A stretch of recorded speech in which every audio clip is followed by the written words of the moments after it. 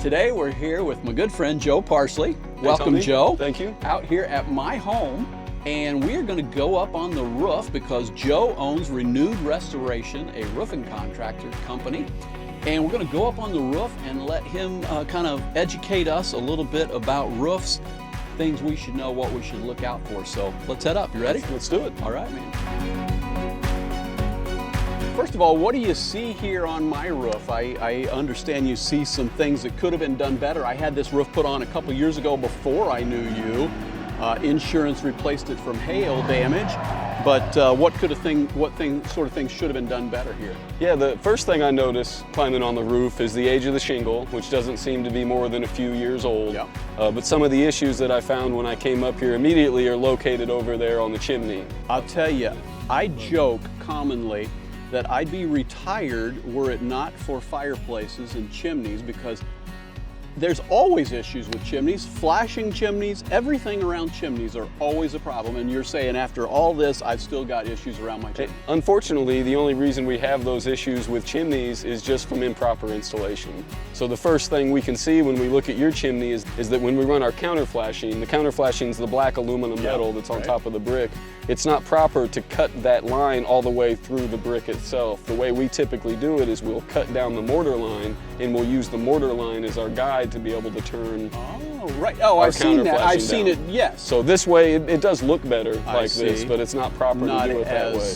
So you good at holding the water out long term. Well, you compromise the integrity of the brick when you do it that way. I see.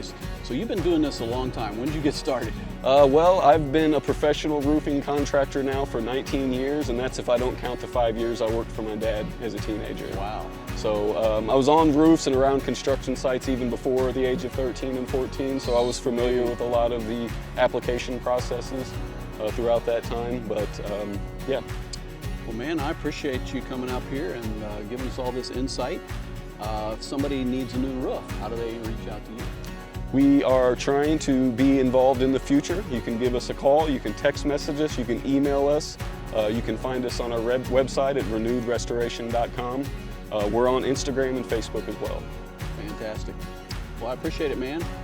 Good stuff. So I've been around construction, homes, real estate, really since I was a teenager, my whole life.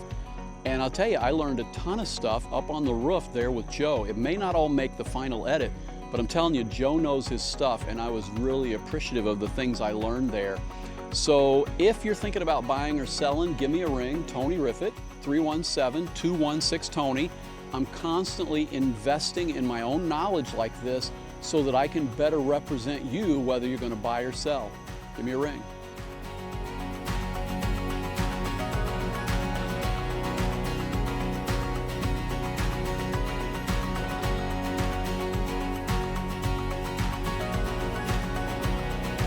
Thanks again for watching. Feel free to subscribe, share, like, comment. We welcome it all.